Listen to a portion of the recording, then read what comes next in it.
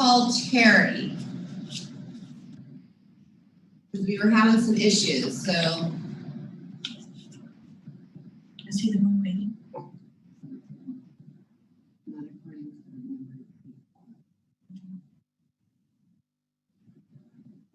Hi, Terry.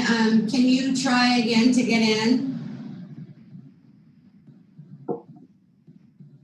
We were having some issues, so. All right, thank you. Bye-bye. You don't know who the guest is. That's what I'm saying. Oh, he's. Why are there two? Because remember I scheduled it and I sent it and I copied it for Kelly. And I sent it to her to attach to the agenda. For some reason there's two meetings. I don't know.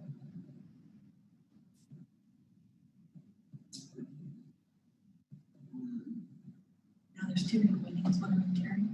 Oh, one's Arnold. One's Terry. Okay. Where's Scott. but where is Scott? For recording purposes, unless I just go ahead and record on this and don't worry about Scott. You mean Scott speakers? Because it needs to be public meeting, right? So it needs to be on YouTube. Right.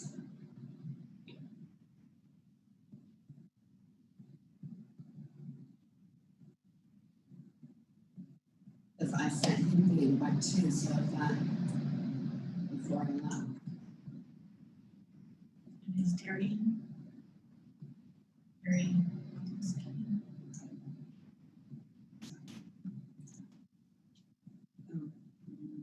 There he is.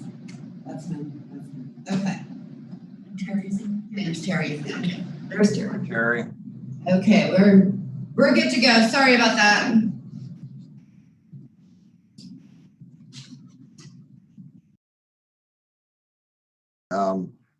Welcome to the Wednesday, August 19th, 2020 Civil Service Commission meeting. We'll start with roll call. Chair Ward. Here. Commissioner Poplawski. Here. Commissioner Evian. Here. Commissioner Beth Michelle.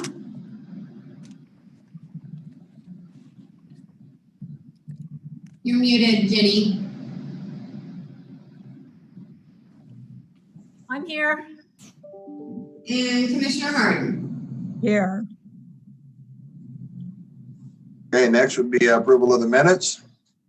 Anybody have any questions or comments, edit or additions to the minutes? So moved. Second. And I will do approval of minutes by roll call. Chair Ward. Yes. Commissioner Poplawski. Yes. Commissioner Evian. I have to abstain. I wasn't here. Commissioner Beth Michelle. Yes. And Commissioner Harden. Yes. Next is public expression. This is an opportunity for the public to address the commission on matters not listed on the agenda. Individuals wishing to address the commission under public expression are welcome to do so via email at hr.mendocinocounty.org. Do we have any public expression? Seeing and hearing none, we'll move on to item number 4, employee organization. This agenda item is to be used for the employee organization representative to present information requests to the Civil Service Commission. I see that Patrick is here. Yes, thank you, Scott. I do have just one question or concern that I'd like to raise, and that's in regards to the use of the acting category for positions at the county. We have a number of employees who are promoted into acting positions in a higher classification without going through the the normal civil service process. Sometimes that's appropriate because the incumbent might be out on a long-term sick leave or something along those lines, but that's not always the case. And it also doesn't appear to be the case that there's an insufficient number of potential applicants.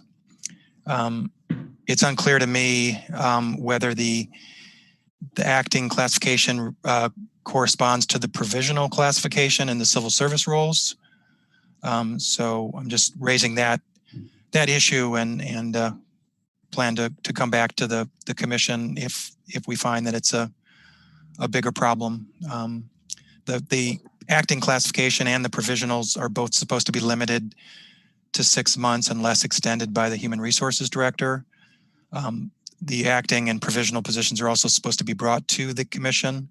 That may be happening. I just haven't noticed it in the agendas. So that's the main issue and concern I just want to bring to you today. So you're going to do some more research and then come back to us if you feel it's a problem, or come back to us either way? I'll come back to you either way, but yeah, I need some more time to look into it and to discuss it with human resources. Okay, thank you. Anything else? All right, moving on to number 5. This is closed session. Any public reports of action taken in closed session will be made in accordance with government code sections 54957.1. So we will adjourn the closed session.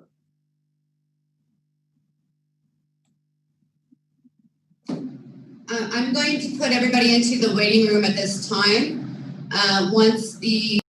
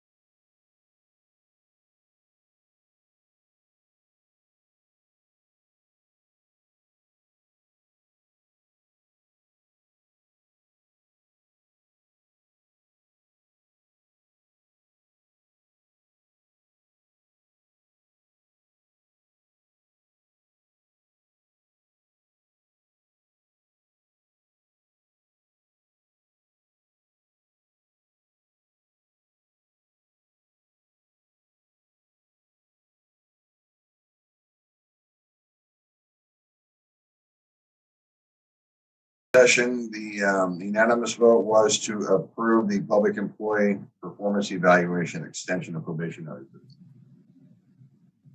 Next item on the agenda is item number 6, classification studies. I'll let HR be the presenter. Okay, that is me. Again, Johnny Cranmer, HR manager. What you have before you is a result of a classification study involving a proposal for new classifications and the reclassification of the incumbent and the classification abolishment. So since 2007, the Central Services Unit of the Executive Office has functioned without a stores coordinator. And this person had responsibility of maintaining the warehouse, including inventory control, ordering and receiving of stock and supplies. And in addition to not having staff dedicated to maintaining the warehouse, the Central Services Unit has functioned with minimal staffing levels for the last probably 10 years as well. The stores coordinator classification was recently approved for abolishment by the commission. And we had a request for a classification study of the mail technician who was doing duties that were outside of the limited scope of the mail technician. And while I was conducting this study, what I realized is that he's doing a lot of warehouse duties that are similar to, but not completely, similar to the old stores coordinator classification. The difference being that the stores coordinator was not involved in the daily mail services activities. So in addition to the responsibility to receive, deliver, distribute approximately the county's mail, approximately 50% of the duties are related to warehouse tasks, accepting deliveries, inspecting and storing goods, ordering supplies, filling orders, rotating stock, and organizing the warehouse, maintaining and ordering supplies for the jail inventory, unloading trucks, and delivering goods. So to that end, I have developed a new classification for your proposing that you adopt of storekeeper mail technician 1-2. In that class spec is attached. It combines the warehouse duties with the mail tech series, and it provides for the combined responsibilities of mail services and the responsibility for maintaining the warehouse and associated inventories. The storekeeper mail technician 1 level has been designed to be used either as a trainee for new incumbents that don't have prior experience, or in the event that the workload increases to the extent that they need additional mail services staff, they could permanently allocate a mail technician 1, and their duties would be predominantly mail services. So it could be used as a permanent level. So the recommendation is that the commission adopt the new classification of storekeeper mail technician 1 and 2 as presented or as modified by the commission. The reclassification of the current mail technician 2 to storekeeper mail technician 2, and the abolishment of the classification of mail technician 1 and 2. And I'm available for questions, and I believe the incumbent is here, and he may or may not wish to speak, and the incumbent supervisor is also here, and they could answer questions if you have any for them. Question I have, it appears by the new job description, there's an additional amount of responsibility. Is that correct? It is, and they are duties that the incumbent has been found to be performing. They actually have him in a out of class assignment because they recognize that they were needing to assign the duties that were not addressed in the mail tech, and so he has been in an out of class assignment, and this would the new classification, should he be reclassified as we're proposing, would address the working out of class under policy 41. Will there be a commensurate increase in salary because of the additional responsibility? We haven't, shall I say, negotiated the salary or set the salary with the bargaining unit yet. But the presumption is a higher scope of work, higher responsibility levels would equal a higher pay. Thank you. So I have a question. If the current classification of male technician 1 and 2, if that classification is not abolished, does that mean that we would be creating a new position and then have 2 positions where we currently have 2 positions that could be filled? If the current classification continues to exist? Well, positions and classifications are 2 different issues. So if a classification exists, there may or may not be a position allocated. If the commission opted not to abolish the male tech today, we would be eventually going to the board and asking them to adopt and add a position of the store's keeper male tech. Presuming that you adopted that side of it. And then they would probably delete the male tech position, but the classification would exist. And then it might eventually become dormant, like the list we just had you, adopt for abolishment in June, I think it was. We had about 50 classifications that we haven't used in a very long time. And what happens is what often happens is when we create a new classification, we don't abolish the classification it's replacing at the time we're doing it. So we're trying to get on top of thoughtfully thinking about whether we would need to keep this classification. And if we would, then we would let it rest. But if we believe that this male tech is being replaced in its entirety by the storekeeper male technician, then the thing for us to do is to ask for abolishment now so that in 10 years, we're not coming back with this list of 50 classifications that have gone dormant. Okay, so just to be clear, if that position, the current position of male tech 1 and 2, if those are abolished, if the classifications are abolished, are the positions abolished automatically, or did you say you have to come back and recommend? I mean, if the classification doesn't exist, does the position still exist? It's a 2-part process. The Board of Supervisors allocates positions. The commission adopts the classification. So once you adopt the classification or abolish, then we would go to the board. HR would go to the Board of Supervisors to do the second part, which would be changing any allocations of positions to match the new whatever action you took today. So Johnny, in this case, the current position is the male tech. Yes. And that's the current classification. When we abolish the male tech classification, and we accept, and assuming that we approve the storekeeper male technician position, then you'll go to the board and have the current male tech position reclass or so the employee, and then the employee is then assigned to the new position. Yes, and then that would all be effective the first pay period after the board adopts the proposed changes. Right. Yeah. So I'm fine with. I didn't have any comments on the revised job classification, and I'm fine moving forward. So. All right. Yes, I think staff did a great job on redoing it and really encompassing the additional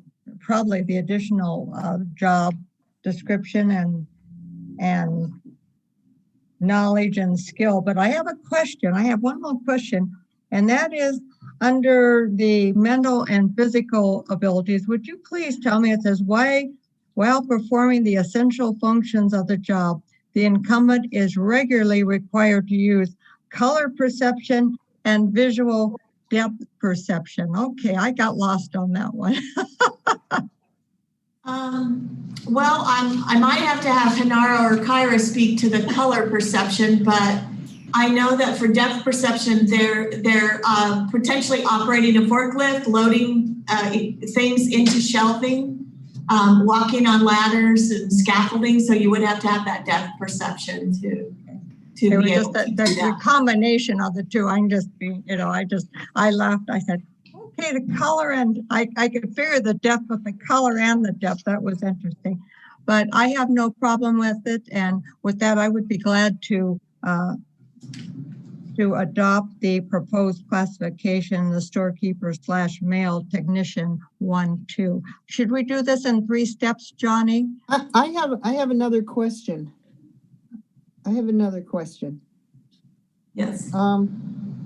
Is it reasonable to ask that whoever's responsible, it sounds like it would be you, Johnny, that you come back to the commission after the position is abolished by the Board of Supervisors, that you come back to the commission and report that the current mail tech position was in fact eliminated? So just so that we know that follow-up was done? I guess we could do that maybe as part of the HR director's report or something. It's not normal, it's public meeting. It's done by the board during a public meeting, and it'd be on their agenda and their adoption of it, but I guess. But those Board of Supervisor meetings go on forever, and I can't necessarily tune into every single one to keep track. It would just be easier if it was part of our agenda to report on that this was done. That's all. And Sherry, what's your, I'm struggling to understand your concern. Because my concern is that we're not creating a new position without truly eliminating the old position, so that we now then have 2 positions in the Central Services Unit of the Executive Office. Okay. Sherry, these type of things are normally on the consent calendar, the non-controversial items, and they're generally not discussed with the board. It's a whole slew of things that the CAO puts on a consent calendar item, usually agenda number 4, 8, or whatever, and they just vote for it. Generally, there is no board discussion regarding these type of issues. No, I get that. It's just, having to then go on and look at the Board of Supervisors agenda and look at the consent agenda. It's so much easier, it seems, if we would just get a 1-minute follow-up that was done, the board approved it, and end of story. That's all. I think Director, go ahead, Marilyn. So let me just go back here, because I know Sherry got some concerns here. Isn't it, and I will go to Johnny too, if we take action to approve these items and abolish, the old classification, has there ever been, when this goes to the supervisors, how is this brought to the supervisors? Is it brought in this 3-phase, Johnny, or is it just by the commission taking action to abolish? How is that addressed to the supervisors? It would be similar to the way you're getting it. We would be asking the board. First of all, we would tell the board in our agenda item that you adopted and approved, and that classification is a civil service, and that you approved of the recommended reclassification, and that you approved abolishing the civil service classification. We would tell the board that, and then the item would be presented to them on a resolution. It would be to adopt the new classification and set the salary, to add any and delete any positions as needed to address the issue, and to authorize the reclassification of the incumbent. Oh, so if they didn't approve the proposed classification, then automatically the old classification would stand? Yes, and we would be back at the drawing board if there were some reason why the board didn't want to approve it. Yeah. Sherry would understand the dynamics here. So Yeah. There wouldn't be two positions, Sherry, when it went to the supervisors by not adopting the proposed new one, then the old one would stay.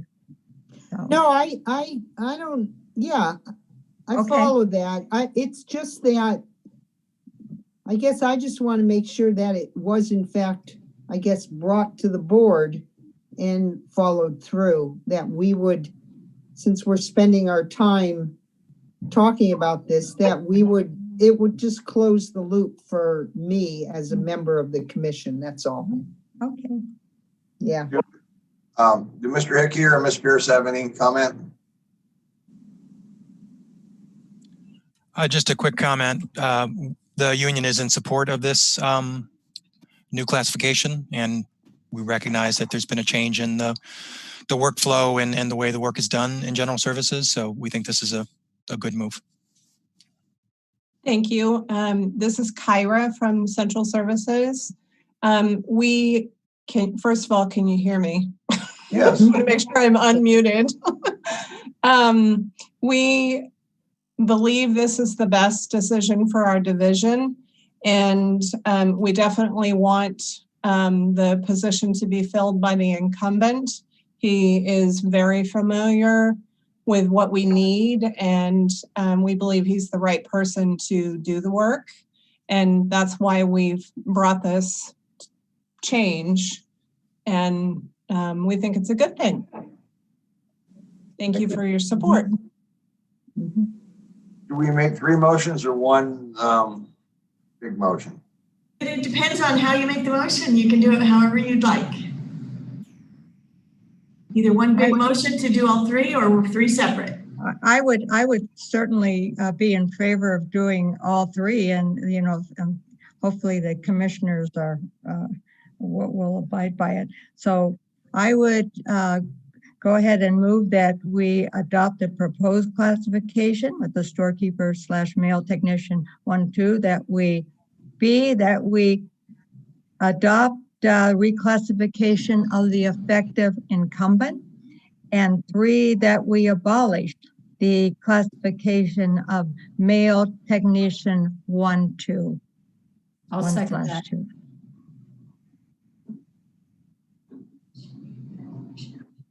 I'm going to do roll call. Chair Warren, Yes. Commissioner Poplawski, Yes.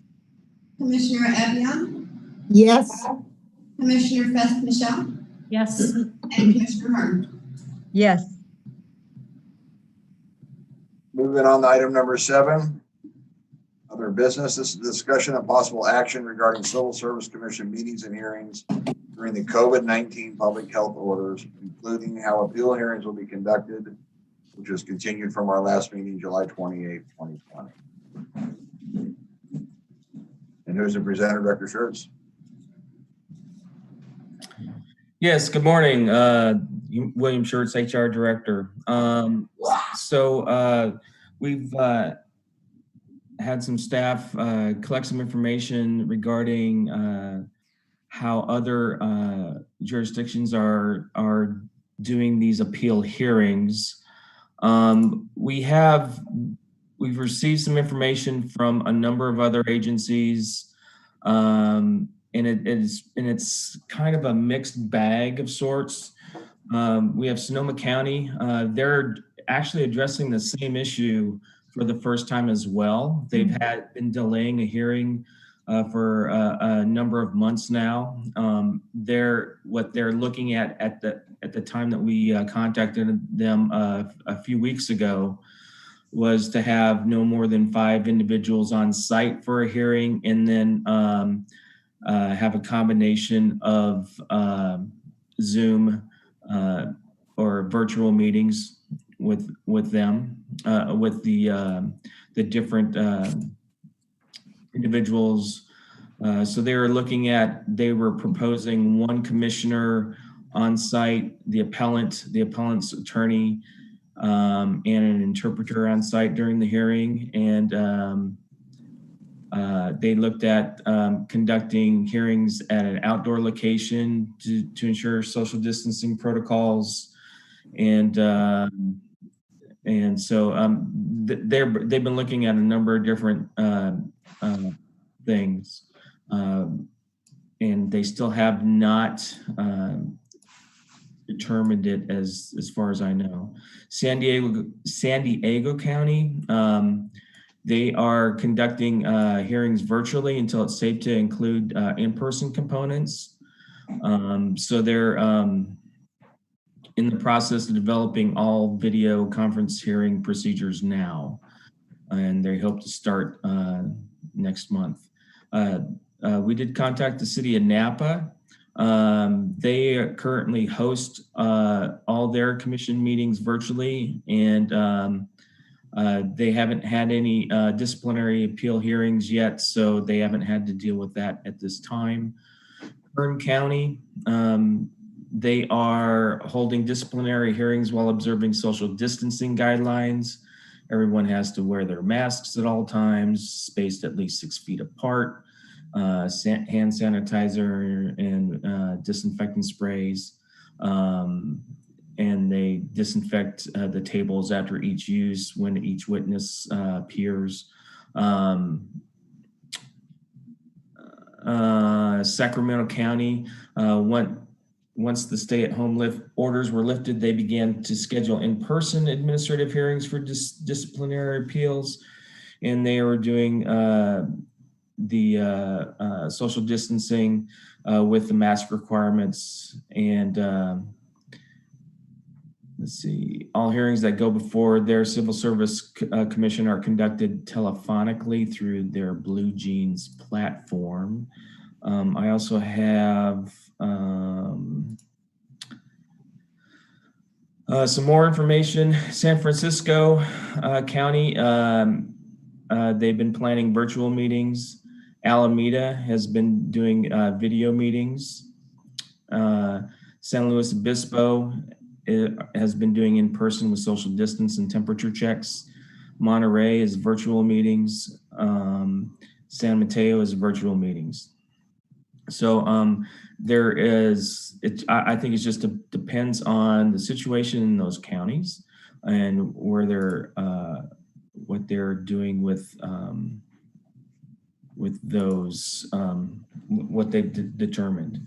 What also we've looked into, staff has looked into, is I was gonna let you know that we did contact, County Council did contact Dr. Duhan, our health officer, and she believed that the hybrid meetings could be the best option, with people participating via Zoom or other video conferencing to the extent possible. Of course, there are the logistics regarding having a hybrid would be is a concern that we have. So when we get into the logistics side of things, we did look at the possible potential hearing locations for a closed session. I think before in July, we talked about the Chambers was not available. And it's, the Chambers, actually, we followed up with that. The Chambers does not work for us logistically for providing adequate space for each party in the appeal for the county council, department staff, appellant, legal counsel, and appellant, and due to needing to record and not being able to completely secure the confidentiality through the recording system that's in the chamber. So that's a difficult place to have that. At the admin center, under normal conditions, conference room C works best, as it allows for the commission and legal counsel to be on the east wall, the county and appellant across the room from each other on the sides on the west end of the room. It can only allow for just a certain number of people for social distancing. So we could possibly use a combination of conference room C and conference room B simultaneously to appear via Zoom. So that,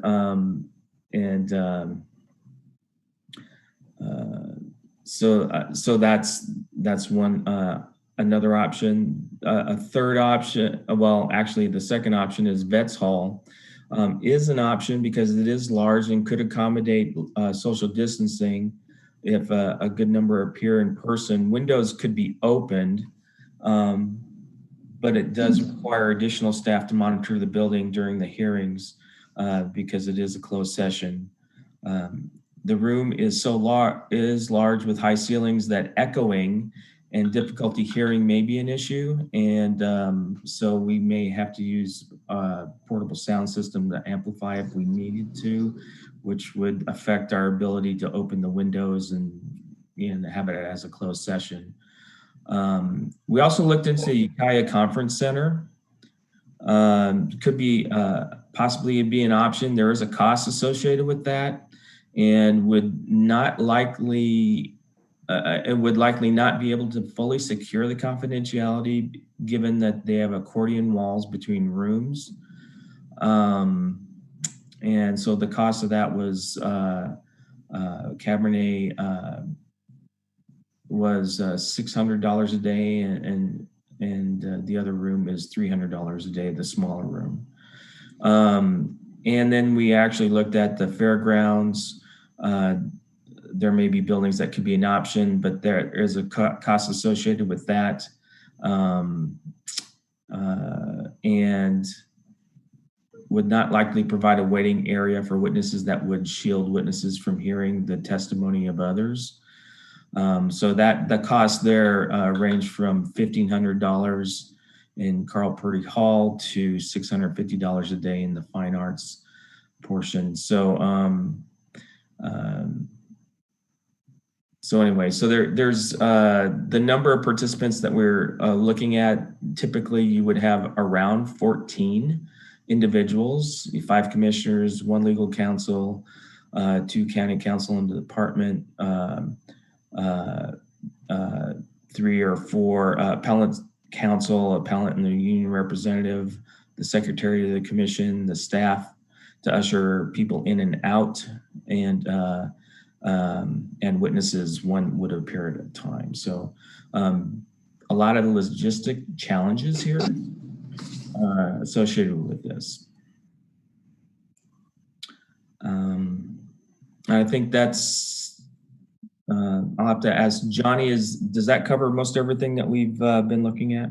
Yes, it covers pretty much everything we know at this moment. William, can I just ask a clarification? When you were talking about, you were reporting on the other counties and cities that you contacted, you used the term meetings. Did you mean hearings? Well, I think some of them haven't actually had any hearings yet, Okay. but they've been doing meetings. Got it. Okay, I just needed that clarification. Thank you. Dr. Schertz, did you reach out to Mendel College? I don't believe that we did, Johnny. No, I didn't. I didn't even think about what might be available out there. That's a good idea. It's a possibility. I think the concern is the space. If you're looking at an all-person hearing, in-person hearing, that the space associated with that would have to be really large, and the confidentiality is another concern in that area as well. And the hybrid in-person Zoom, the technological nightmare anywhere off the county campus, I would imagine. Yes. So Patrick, as the union rep, you had said you were going to do a little investigation. Did you come up with anything different? Nothing more than Williams already reported. The only counties civil service commissions that we identified that were actively meeting in person were Kern and San Luis Obispo. And most of my colleagues, they've been doing in-person arbitrations, but those are smaller gatherings. Right. Okay. Thank you.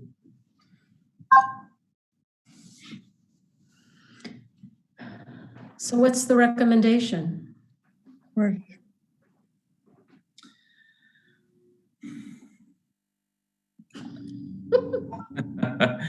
You know, I can tell you that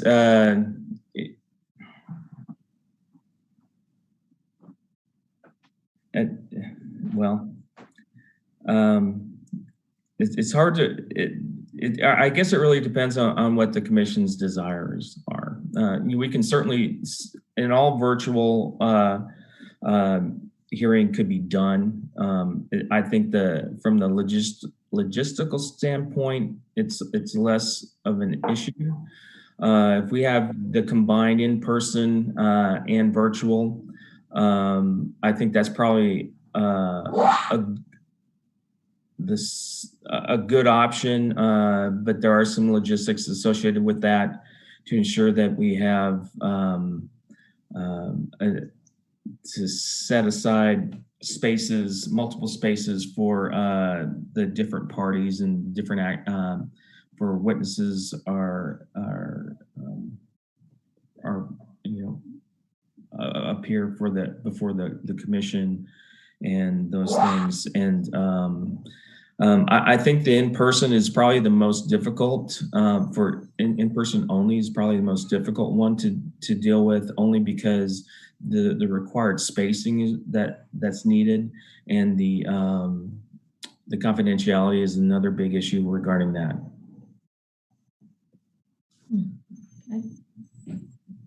And I think there was another option. I think Brina, you may be able to point out. I think she had suggested appointing a hearing officer to have less people. Would you want to explain that? I know that the commission has the ability to appoint a hearing officer, and that has been used in the past, of course, for different reasons. But that just seemed like, some other option that we might throw out there to at least reduce. You would go from 5 commissioners to 1 hearing officer. Might make some of the logistics of however the meeting would be set up simpler. You'd still have a lot of there'd still be a lot of logistical issues regardless, but that may just potentially simplify it. And just, following up with it, we got the recommendation from the health officer, and just sort of, which is consistent with how the orders have been coming out in terms of using our electronic resources to the extent possible. And that's, there's a wide range of how that's been done. If you look at our Board of Supervisors meetings, those really are technically a hybrid meeting. They're mostly virtual, but you do have some people who are in the room, and then other people most people who are appearing remotely. So there's really a wide range of how that could be done, based on, your room space and how, what various people have available. And I know that we've been using Zoom, but there are other platforms. I know William mentioned the Blue Jeans platform that one county was using. I recently used that with the Court of Appeals, and that seemed to work very well. So I don't know if that's something that we'd want to consider, whether there's a more effective platform to use that would make a virtual meeting work better. Could you elaborate on the duties of the hearing officer, please? What was that? Hearing officer, I'm not familiar with that process. Not either. I can talk to that, Mr. Chairman, if you're. Sure, thank you, David.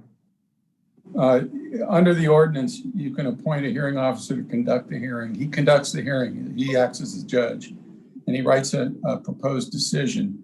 And then that decision gets reviewed by the commission, and they can either adopt it, or they can modify it, or they could order further hearing before the commissioners themselves if they had concerns about factual issues and they wanted to hear from witnesses. So if you did a hybrid meeting with in-person and Zoom, commission would not be able to comment until after the hearing officer had rendered a decision, and then you would go into a closed room? The commissioners wouldn't participate in the hearing at all. No. There'd be a separate commission meeting after the hearing officer issued his proposed decision, his or her proposed decision, and that would be a subject of a meeting before the commission, and the commission would review that. One issue I wanted to ask about, I don't know if you've discussed it, is making recording the meeting or creating a record of the meeting, because that's going to be another thing that's going to happen, whether you do it in a veterans building and you have to record it on site, or whether you do it virtual.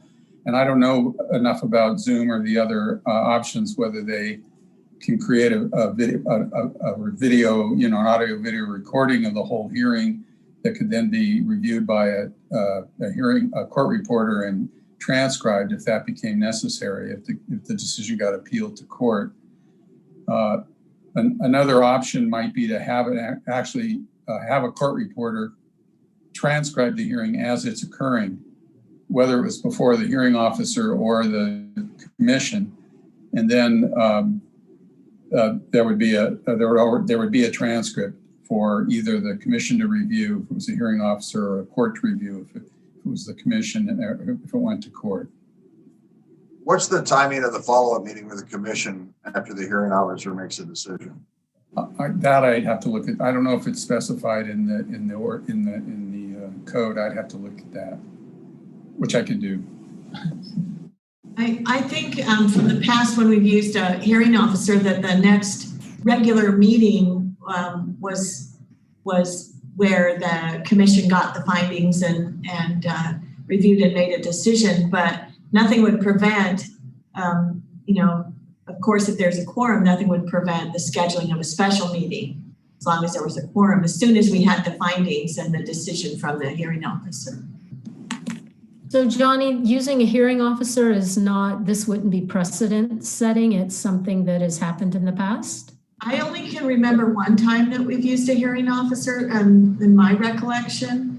And it was during a time when we had only 3 commissioners. And after months and months of trying to find a date that we had a quorum, they finally decided on a hearing officer. And I can only recall that one. There may have been others, but that's the only one that I can recall. Okay. My recollection is that we did do maybe more than one, but it was basically because we did not have enough commissioners available to hold like a 2-day hearing or something. Right. I wouldn't call it precedent setting because it's in the code. It's an authorized way to provide a hearing. So it's something that's already approved by the rules. Okay. How is the hearing officer selected? Well, I'm going to try to find it. So I don't know that that's specifically addressed. I'm sure the commission has to appoint them. Yeah, I don't think it specifies how it's selected, and I'm not certain how they appointed the one. I know the one that I can remember, I'm not certain how that person was selected. I might be able to go dig back in minutes and learn how it was selected, but I'm not sure it's worth that kind of effort. Patrick, do you have any comment on this? Did you research any people or dealt with hearing officers before? I have not. I mean, I've certainly dealt with arbitrators before, and we would certainly prefer that anyone that was selected would be maybe from the state mediation and conciliation service list. But the concern there is, often those folks aren't available for 6 months. So in terms of scheduling, the individual impacted in this situation has been out of work for some time now. So we certainly want to have it addressed as quickly as possible. We did delay for a month because of this unprecedented pandemic situation, but I think our preference would be to look more closely at this hybrid model, where people who need to participate virtually can do that, but we can guarantee, the presence of witnesses in a safe way, with a clear and strong electronic signal connection that the county would have control over.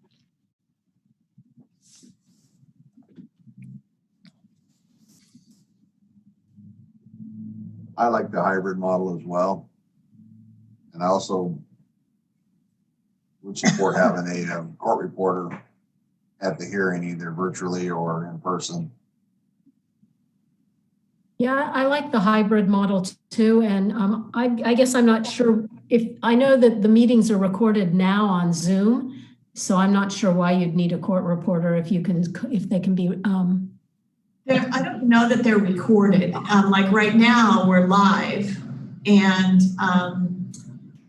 when we go to closed session, we're not recording. But we might need, Shelley or IS to comment on that. But in the past, when we've had hearings, we've had a small recorder, and we've used that recording when we've needed to get transcripts. We do have a new recording system that we're testing today, which is a little bit larger recorder and the capability of having 6 or more microphones spread throughout the room for better coverage and picking up all the voices in the room.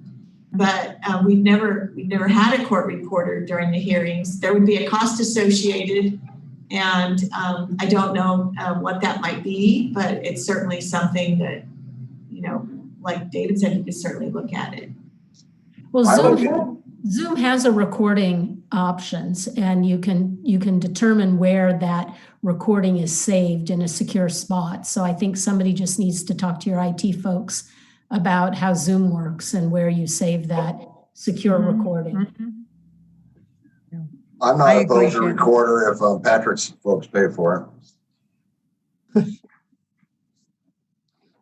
So can someone clearly delineate what the hybrid looks like?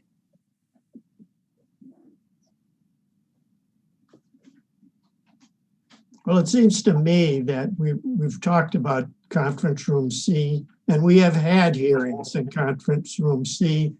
And if we have the council and the individuals who are representing the two sides in there and us virtual, we will be out of the way, so that'll be less spacing required. That's pretty much the way I think it would work. When I've heard this word virtual and I've heard the word Zoom, and I'm not clear on what the virtual is. What's virtual? That's what we're doing now. So when you say we're on Zoom watching this hearing, and there's a couple people in conference room C, and we're like we are now. Yes, is that what we're talking about? Right. Yes. One thing that Commissioner Ward brought up at the last meeting was having the option for commissioners, because I think a point that he made is important, that you get a lot more out of a witness's testimony if you're there with them, if you're observing their body language, if you're observing their demeanor. You lose a lot through Zoom, but I think we need to recognize that everyone has their own safety concerns. So I think commissioners individually would make a choice of whether to participate in person or through Zoom. And conference room C should still accommodate a number of commissioners being present. Right. I agree. Another concern I would have would be the waiting room for the people in the queue to go into conference room C, to make sure those accommodations also adhere to the social distancing and have, I guess, periodic sanitizing and hand cleaner there and all of that as well. Because usually they just kind of crowd in that little alcove Right. by the double doors, right? So could there be I don't know what facilities could do, but there needs to be something for people in the wings. Well, also, Mr. Rapport pointed out last meeting that the commission should not compel anybody to appear in person. Right. But then there's concerns about whether, 10 or 15 witnesses were all on their own sites. How do we secure that? And how do we ensure that they have good connections? So, which is why we thought of the option of B as being sort of a witness room, where witnesses would wait.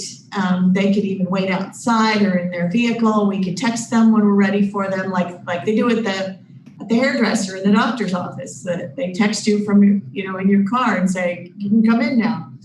But that way we would be able to ensure their connection. They would get oathed by HR. Any exhibits that they might need to review we would have a logistics issue with witnesses appearing remotely, that there are times when witnesses are asked to review an exhibit, and that would be difficult if they were remote. So I'm thinking that witnesses may need to appear in person, even if it's in a different room, you know, where we would have HR personnel there oathing and getting them in and out of the room. What about counsel for the witness or for the county? They have to appear, or could they do it? The witnesses don't generally have counsel. It's the appellant that has. That's what I mean. The county's counsel and the appellant's counsel. Is it mandatory for them to appear in person or not? Because we can trust their confidentiality as opposed to a lay person being a witness via Zoom. Right. But I don't know. I could envision logistically it could take more than 2 conference rooms to accomplish this. So that obviously you'd want the appellant and their counsel to be in the same spot. And we would want the county and the department to be in the same spot. I suppose I'm not speaking for Patrick, but potentially there's a location in the SEIU building where the appellant and the attorney could meet. And there's locations in the county where the county's county council could meet, where everybody could have their own space, but still be in a secured location.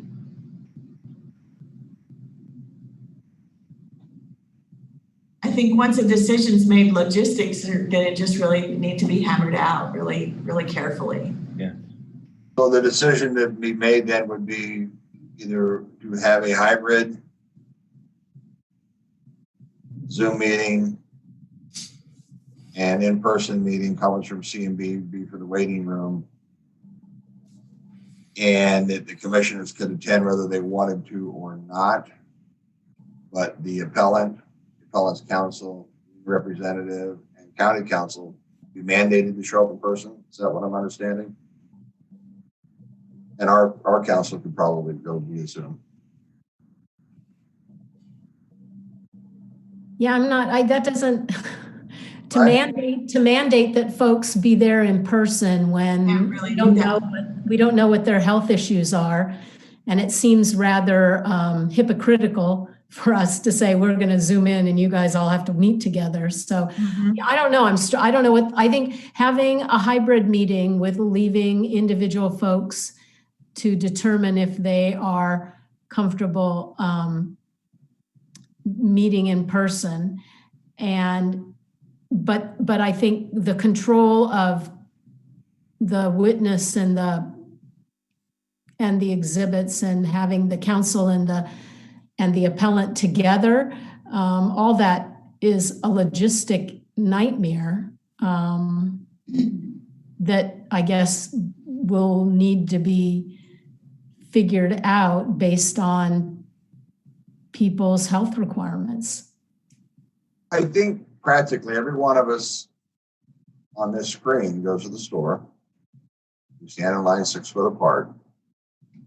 And we follow the social distancing and we wear a mask, hopefully, and we wash our hands. I would imagine that the spacing in conference room C, when it's limited to a few people, would achieve the same thing as someone went to Walmart.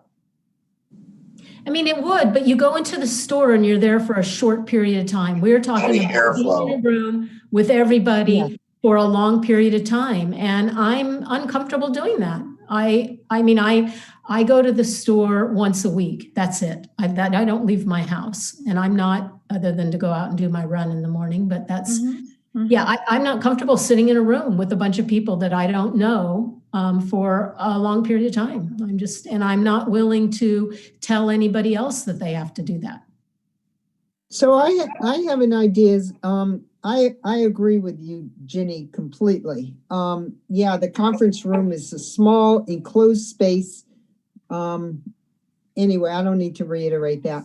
I'm wondering in terms of everyone being on Zoom, if there's a moment when the appellant needs to communicate with his or her attorney, whether they don't have an outside, let's say, phone line that they can actually just walk away from the Zoom and call each other and have that conversation that we are not privy to. And we would essentially have to wait until they had that conversation. But I don't feel comfortable mandating anyone to have to show up in person for a hearing. That doesn't feel right to me. So I'm trying to think outside that box and, you know, what are the problems with having a completely virtual meeting? And that's one of them, is the ability for the council to communicate with a client. And that's kind of what I thought of, is let them talk outside the Zoom when they need to.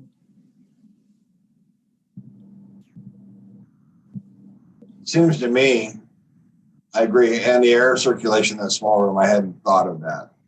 It's a very good point. Matt, what are so many good ideas here? The hearing officer, at will if you want to show up, everybody be sanitized in separate rooms. Like Patrick said, reiterate what I feel. I feel you got to look at someone in the eye when they're talking to gauge whether they're telling you the truth or not on both sides. That's important. It's not an easy. I mean, with territory here. With a witness, you know, you don't want other witnesses to hear. You don't want witnesses to hear other witnesses' testimony, but Zoom allows us to allow people in and out. So, you know, to me, there's definitely logistics involved, and there may be more wait periods for those kinds of things to happen. But what's paramount to me is the safety of everyone. Yeah, you know, after kind of hearing what everybody said, what the other counties are doing and listening to everyone, my preference would be to do the hearing, but do it in an electronic fashion. And if there are folks that feel that they want to be there in person, fine. But I think they need to go to the county office so that the logistics, the recording and swearing people in can be done. But that just makes the most sense to me. And if it were entirely electronic, I'd be fine with that. I think that from a logistics standpoint is easiest for everyone. It may not be ideal, but frankly, we're not in the most ideal situation anyway. So we can't change that. That'd be my suggestion. Is there another mechanism for appeal hearings other than the commission? No. No, there's a referee or hearing officer option, but at least in the code, there's no other option.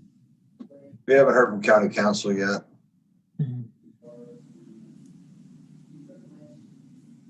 I mean, I think as far as, I think the commission's really addressing a lot of the issues that we've seen from the health officer, just in terms of keeping people apart as much as possible.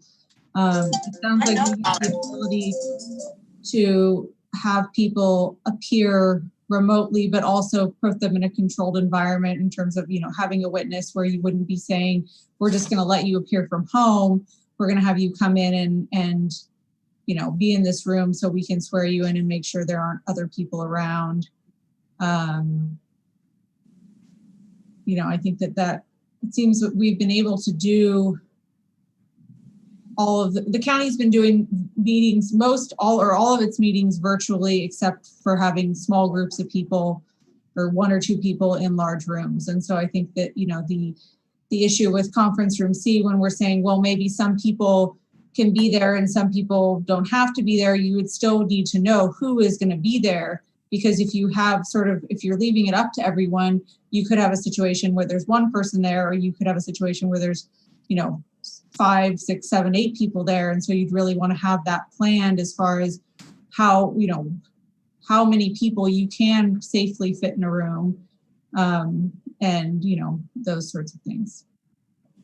And I think with the hearing officer too, I mean, if that is a possibility, I don't know all of our options for which hearing officers we could use, but that could be something we could explore and see if there is something that, you know, someone that both sides would be agreeable to, that would be someone who'd be available sooner than 6 months. But I don't know, but that's maybe something we could explore.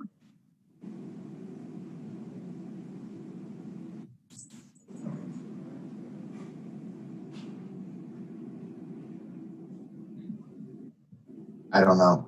I'm at a I know. loss. So we need to make a decision today, because if you want to schedule, the meeting right now is tentatively scheduled in September, correct, Patrick? That's what, That would certainly be our preference, yes. yeah, that's your preference. Here's my sense. If we appoint a hearing officer, all it does is reduce the number of participants by 4. That's all. And unless the commission can't come figure out how to all get together, how we can get a quorum, it seems like the hearing officer doesn't solve any of the problems. No, And I agree with that, Jenny. We should schedule the hearing, have it held in a Zoom or an electronic format, whichever platform the county and the union decide is the best platform to use. And if witnesses need to be there in person, then they need to be scheduled and identified and handled appropriately. And those who, you know, if there's any of the commission that wants to be there in person, then they can choose to be there. I don't see any other reasonable option. Yeah, I know. I don't either. I support what Jenny says. I think it's a good compromise. And I think that's the hybrid proposal. That's a hybrid. That's Yeah. right. Yeah. So what if we have a witness who needs to be there in person, but says, I don't want to be there in person for my own health safety? We can't compel them to be there in person. The Superior Court is currently holding trials and witnesses are called in. Yeah, So you can't compel with a subpoena. Uh-huh. Okay. But keep them in a separate room by themselves so they're safe. Right, which is where the conference room B would come in, because the only reason I would think about why somebody would need to appear in person is if there were a large amount of documents that they as a witness would need to be looking at. Mm-hmm. Because sometimes, you know, sometimes witnesses aren't asked to review exhibits and sometimes they are. But other than that, I don't know why somebody would need to appear in person. Mm-hmm. But we're also going to have people that are going to say, I need to appear in person because I don't have the connection capability. That would be a need. And that's why using conference room B, you know, there's HR staff over there that can usher them in, swear them in, show them documents if they need to see any, make sure that they leave the room, sanitize the room in between the next witness if anybody's coming. But if we knew how many people might be going to appear in person, or are going to appear in person, I should say, we would have to sort of map that out in this room and say that we can accommodate safely 8 people or 5 people or whatever it is, and go from there about whether people want to appear in person. And then I think we would use B for witnesses only when they don't have the connectivity to get on a Zoom meeting, or the desire, or the techno, capabilities to do that. So how do we fine tune this motion so everybody's clear on what we're agreeing on? We need to have it written down and some bullet points below it so we can all be clear.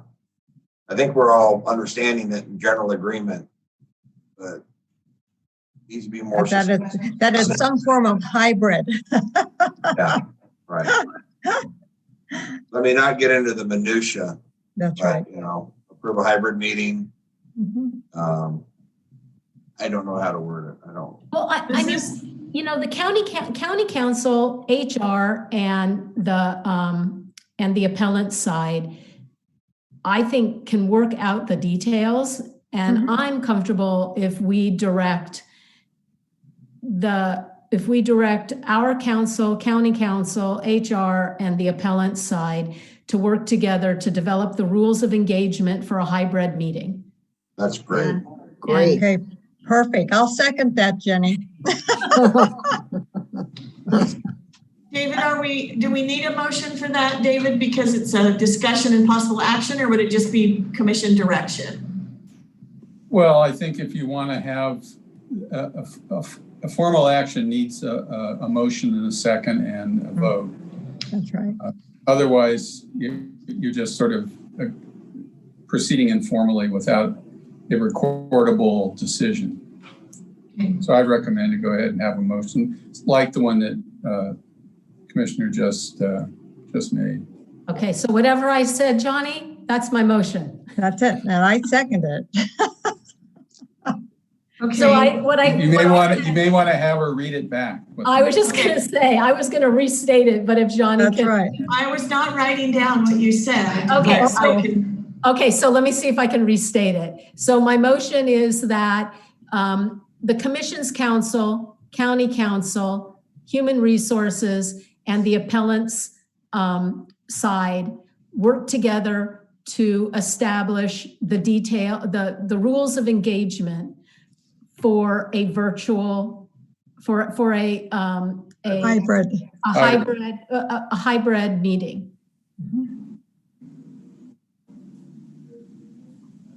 For a Okay. second? I second it. Yeah, that's. I will do roll call. Chair Warden, Yes.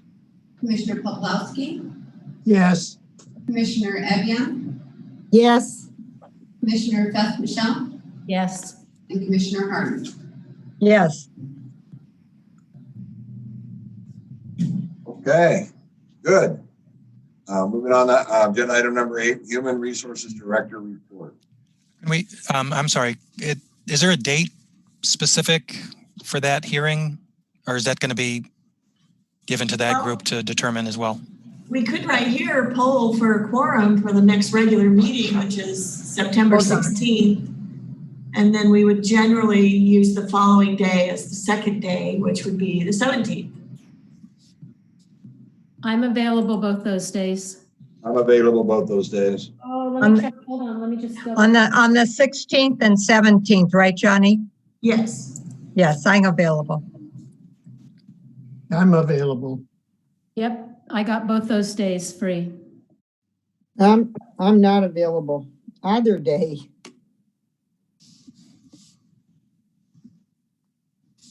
Like we have a quorum. I recommend having a full commission. That's why. Yeah, I agree. Considering certain circumstances. So when are you available, Sherry? The following week is okay, the 23rd and 4th. I can do that as well. I can't do the 23rd. Uh-oh. Yeah. I'm sorry.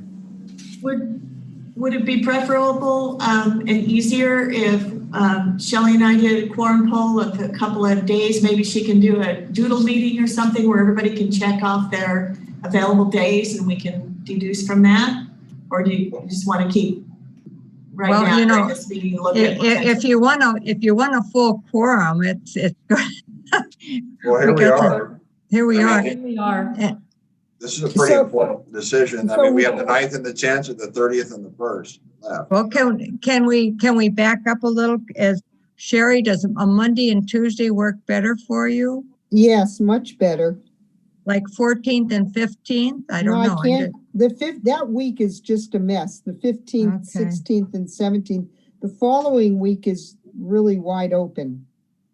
Yeah, I can't do the 22nd, so. 24th and 25th, Thursday, Friday.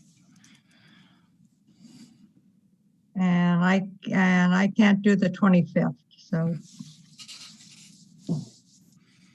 Down to the 28th and 29th. I'm going to be gone that following week. So that's my problem on the last week. Oops. That's going to be our challenge. Dare we go all the way to October 21st, which is the regular meeting, and either the 22nd or the 20th for a special meeting? I can do I know the that's 20. farther away than the union probably wants to go, but. I can do the week before too. That, if you needed it earlier, the 13th, 14th, 14th, 15th, I can do the 14th, 15th, or the 7th and 8th in October. Either one of those. I'm open either one. Yeah, that week's not good for me, that first week of October. I can do the 14th, 15th, or my preference would be to stay with our regularly scheduled meetings of the 21st and 22nd. And I can do that. I can do that too. I can do either one. Carrie, can you do that? Yes. So I what can do date are that. we talking? October 21st, 22nd? Our regularly scheduled meeting and plus 1 day. I would think I could do it. Sounds like we have a quorum. Okay, All right. full quorum, Great. okay. Yay. So I'm going to block out 2 days. 21st, October 21st and 2nd. Correct. Okay. Woo! Oh, my goodness. Pandemic might be over by then too, so we can meet in person. Yeah. Oh, that's true too, Patrick. There you go. Pandemic won't be over till November 4th. And Patrick, is that going to present a problem, Patrick, for your SCIU, your attorney? Rep? No, we'll find an attorney that's available. Okay. Well, that was being flexible. Thank you. So Yeah. we're looking at Thank October you. 21st and 22nd. Right. Okay. Yay, okay. Yay. So Johnny, where are you? In conference room C? Oh, It looks bigger. Pretty Yeah, big, well, right, because it's just Shelley and I in here, and we didn't set the table sideways like we had been. Oh, yeah. It's the camera. it looks And huge. it's the camera. All right, Director Schertz's director report. Yes. So this is just somewhat of a short one. Just to stay on the whole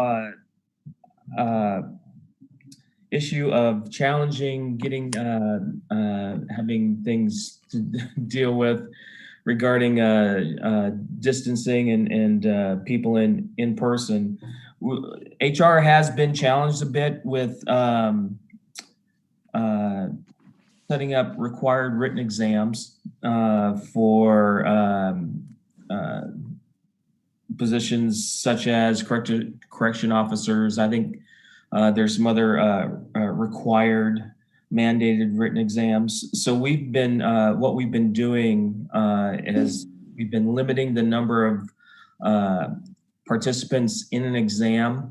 Like in conference room C there, we would have 5 individuals taking an exam and 1 person proctoring.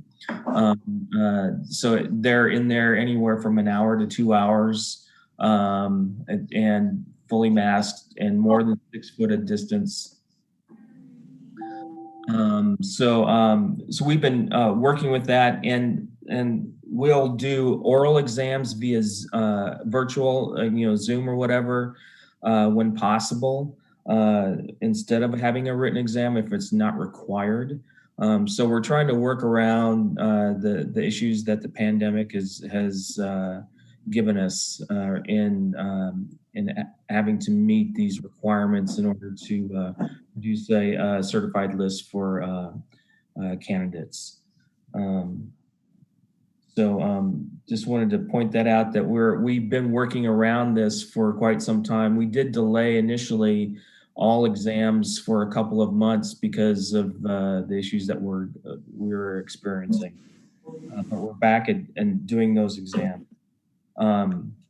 The other thing that I wanted to bring up was we have prioritized our classification studies. We have a little over 24 classification studies that are in queue. And we went through and prioritized which studies that we'll be looking at. And you'll continue to see some of that work.